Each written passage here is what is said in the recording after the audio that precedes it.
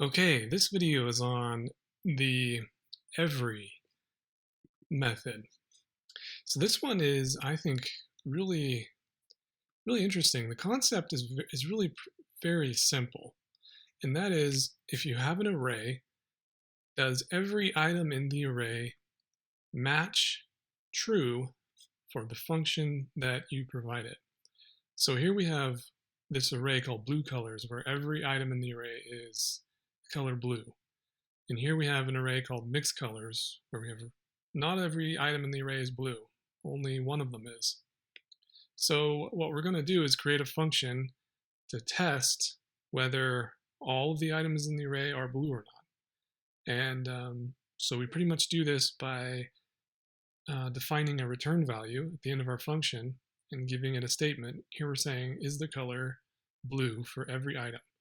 So when we call this here, bluecolors.every, and then we provide it the name of our function, what's going to happen is that the every method is going to iterate through every item in our array, run it against this function, and determine whether or not it passes as true or not. If any of these items pass as false, then the result that we will receive into our result1 variable here will be false. But if every item is true, as it is in this case for blue, then this will be true. So if you think about it here, for our blue colors, every item is blue, is the name blue, which will evaluate to true every time this function is run, 3 times. So the result here will be true. For mixed colors, it will start out and it will evaluate red, and it will say, is color red equal to blue? And that will be false. And therefore it will stop examining at that point and return false into our result 2. And just so you know, earlier I was using the const keyword, which normally you could do in everyday programming if you know that your array is not going to change. For the sake of demonstration, I'm using the let keyword because I'm going to be copying this into my console, and it will be easier for you if you do some experimentation in the console if you want to modify the array afterward. If we use let, then you won't have console errors. So I'm just doing that just in this tutorial for the sake of demonstration. So let's go on and let's try this out. Let's actually put it into the console and see what we get. So I have blue colors, I have mixed colors. Now I'm going to copy in this function, and then I'm going to call it on blue colors. True, sure enough, that's what we expected.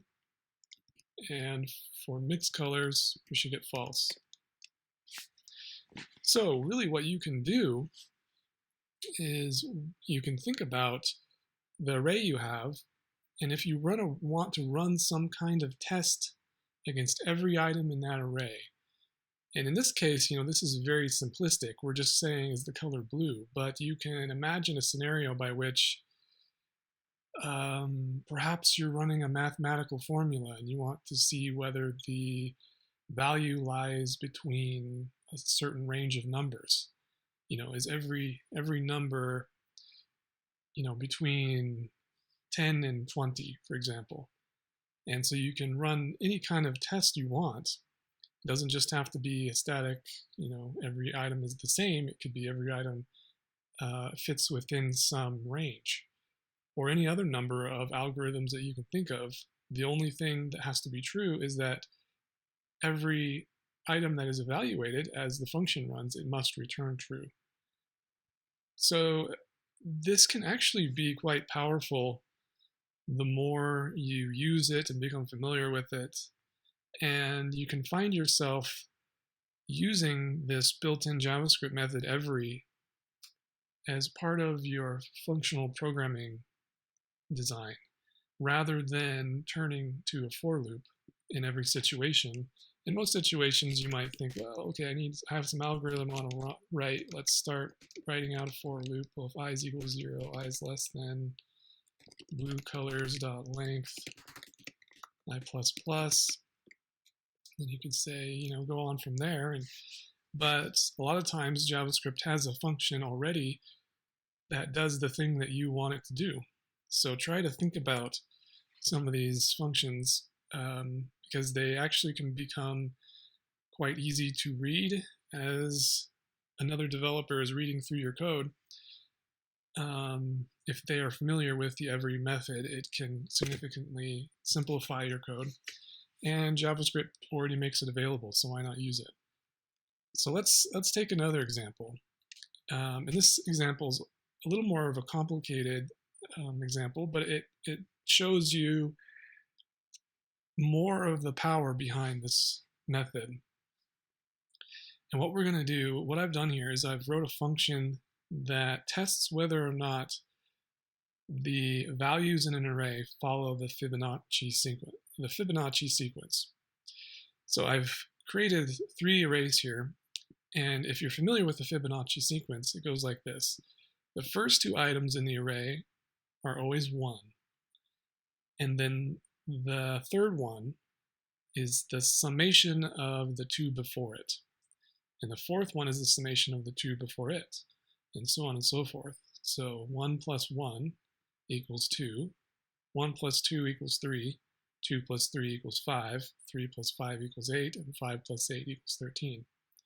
So this first array is a Fibonacci sequence.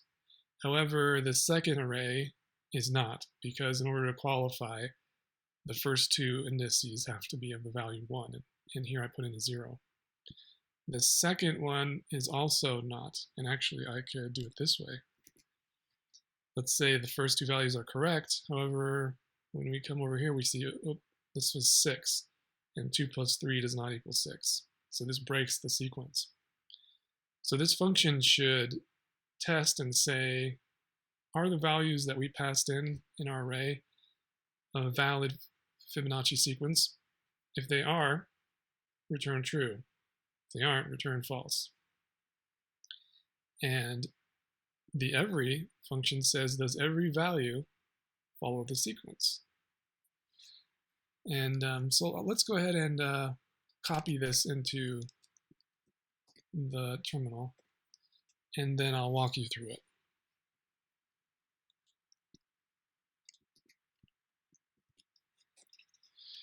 Okay, now let's take the first example and run that. And this should return true, which it does. So I put a console in here as well so that you can see what it's doing in a little bit more detail. So let's walk through this one step at a time. So the every function, of course, is going to check to see whether every item returns true when it runs it against a function. So for the first item here, we have 1, which is an index 0. And that's the thing about the every function. Earlier here, we only cared about the value. But you can also get back the index of the value or the whole array and then run different operations on those things. Here the index of the first value is 0. If the index of the value we're currently analyzing is 0 or 1, then run inside of this block, otherwise run inside of this block. So for the first and second, or the index 0 and the index 1, is the value 1. If it is, then return true. We can continue analyzing our array and go to the next value. If it's not, return false. That will terminate the every method and return a result. So for our first 2 values in our first array, our function will succeed and return true. But for the second array, I think you can probably already tell the first value is 0. So on the second array, when we run this, index will be 0. So it'll come into this block, and then value is not 1. So it will say, this breaks the rules of a Fibonacci sequence, therefore return false. But let's go back to this because let's just analyze this first array, continue with where we were going. So the index 0 and the index 1 will both return true, and then it will come to index 2. And that will come inside of this else block. And we're going to find what the next value in the sequence should be. And so we can now utilize this array, which is just referencing our original array. And the every function makes this available to us, which is quite convenient. So we can look at our array and say the current index subtract 1. So the current index right now, we're analyzing 2. We're analyzing the index 2, 0, 1, 2. Subtract from the index 1, so that would be here, index 1, and get the value. So this whole thing will have the value of 1, which is this one. And here we say, take the array and subtract 2 from our index and get the value from that. So the index is still here, 2, and we're going to subtract 2 from that, so we have the index 0, and the value that lies at index 0 is 1. So what this is going to do is it's going to take this value and add it to this value, which is 2, because 1 plus 1 equals 2, and console that out, and so we see it here, value is 2. And now does the value equal what we expected, or does the value that we calculated, that we just walked through, equal the value that we actually got back? So we expected 2 to come next in the Fibonacci sequence. Here, is that the value we actually have in our array at that position? Yes, it equals 2. So this will be true. And now we can continue to the next index. So we'll do that again for this one. And so we'll say, okay, we have 3. Is 3 equal to 1 plus 2? Yes. Okay, let's go on. Now we have 5. Is 5 equal to 2 plus 3? Yes. Is 8 equal to 3 plus 5? Yes. Is 13 equal to 5 plus 8? Yes.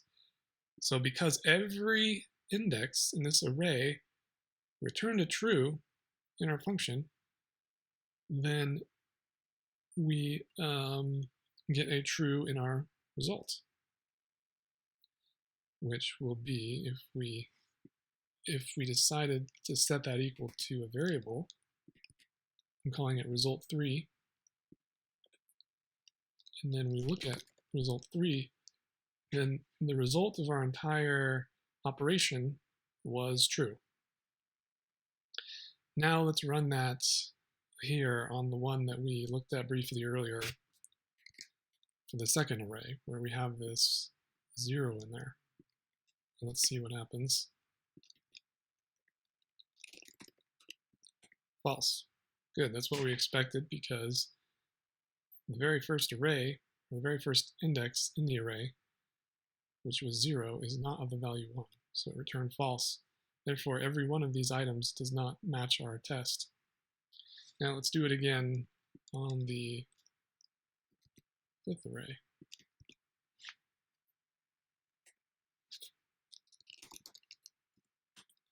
And then also return false. This time, the item in the first index, or the index at position 0, is 1. So that part would return true. Same with this, that would return true. Then once we get to the second index, is 2 equal to 1 plus 1? Here, true. And then 3, is 3 equal to 1 plus 2? Yes, so that's true. Now, is 6 equal to 2 plus 3? No. So what we have, when we got to index 0, 1, 2, 3, 4, when we got to index 4, next in sequence, when we run this piece, we generate 5. So it's saying the next item in the sequence should be 5. We'll say, okay, next in sequence should be 5. Is that equal to the value we actually have at that position? No, because that's 6. This will become false, and then the result of the entire method will return false. So we know that this is not a Fibonacci sequence.